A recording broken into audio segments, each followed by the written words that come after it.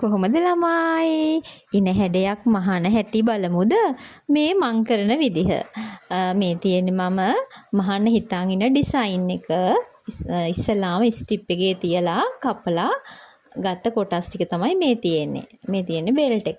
එතකොට මම මේකට පාවිච්චි කරන ස්ටිප් එක ගොඩක් ඝනකමක් නැති, ගොඩක් තුනීත් නැති ස්ටිප් එකක් තමයි මම පාවිච්චි කරන්නේ. ඝනකම වැඩි වුණාම අර උල් වගේ තියෙන හැඩ වලින් ඉන හැඩේ උඩට නැමෙන්න බලනවා.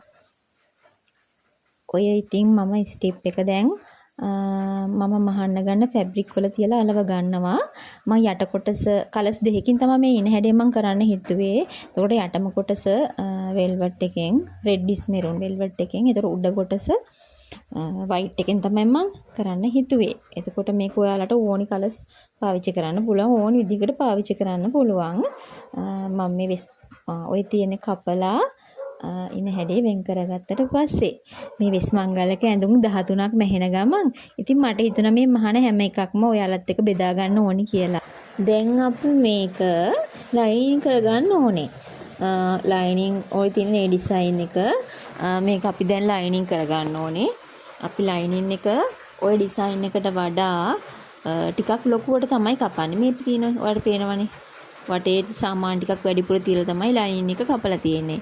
මම ඊට පස්සේ මේක අල්ල ගන්නවා. අල්ලන්නේ ඔන්න බලන්න අල්ලන විදිහ කට් කර හොඳ පිට පැත්තට ලයින් එක නම්මලා අයිනෙම්ම ඩිසයින් මේ අපේ ඩිසයින් එක කියන්නේ මේ ඉන හැඩ කොටස අයිනෙම්ම තමයි මහගෙන යන්නේ. කට් කර උඩට නම මහනවා.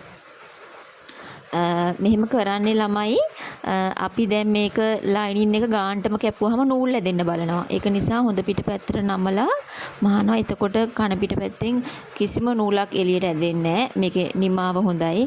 හොඳ නීට් එකට අපිට ඔය බලන්නකෝ. එතකොට අපිට ඉන හැඩේ ගොඩාක් ලස්සනට නීට් එකට ඉවර කරගන්න පුළුවන්. ඔය බලන්න. දැන් ඔක්කොම වටේ අර කට් කර උඩට නමලා කට් කරගත්ත කොටස් ටික ඔක්කොම මම කපලා අයින් කරගන්නවා. එහෙම අයින් කරගෙන ඉවර වුණාට පස්සේ තමයි මේ ඔය පේනවනේ. දැන් අපි මේකට රේන්ද ටික අල්ලන්න ඕනි. රේන්ද අල්ලනකොට මෙහෙමයි. දැන් ඔය කෙලින් තියෙනවා මේ විදිහටම අල්ලගෙන ගිහිල්ලා චුට්ටක් හරවන තැන් තියෙනවානේ. අන්න ඒ වෙලාවට මම පුට් එක පොඩ්ඩක් උස්සලා එතනින් රේන්දි පොඩ්ඩක් නමලා තමයි දියන්නේ. නැත්තම් ඔය උල් හැඩ ලස්සනට ගන්න බෑ. එක දිගට අපිට රේන්දි එහෙම අල්ලගෙන ආවම පස්සේ ඔය ලස්සනට ඒ උල් හැඩ ගන්න අමාරුයි. මේ තියෙන්නේ බෙල්ට් එක. අර මම කිව්ව විදිහට හොඳ පිටට නමලා මහලා තමයි තියෙන්නේ. ඔය ඔක්කොම අපේ රේන්ද වලට බ්‍රේඩින් වලට යට වෙනවා. එතකොට ඔය කාටවත් කන පිට පැත්තෙන් බැලුවම හිතා ගන්න බෑ මේක කොහොමද ලයිනින් කරලා තියෙන්නේ කියලා. මේ ඉන හැඩේ යටපැත්ත ඒක නම් මම අර වගේ උඩට අරන් මැහුවේ නෑ. මොකද ඒ ඉන හැඩේ යටපැත්තේ ගොඩාක් ප්ලීට්ස් එනවා. ඒ ඔක්කොටම එතන වැහෙනවා. ඔන්න දැන් අපි රේන්ද අල්ලනවා. මම රේන්දේ ඩබල් ගහනවා. මොකද අපි පොඩි රේන්දයක් සමහරු කම්මැලිකමට එකපාරක් ගහලා නවත්තනවා. නමුත් අර මුළු රේන්දෙම ෆැබ්‍රික් එකට ඇලිලා තියෙන්න ඕනේ. අපි එක පැත්තක් ගහලා අනිත් පැත්ත නොගහ හිටියොත් ඒ පැත්තෙන් පොඩ්ඩක් ඉස්සෙන්න බලනවා. එතකොට ඒක කැතයිනේ.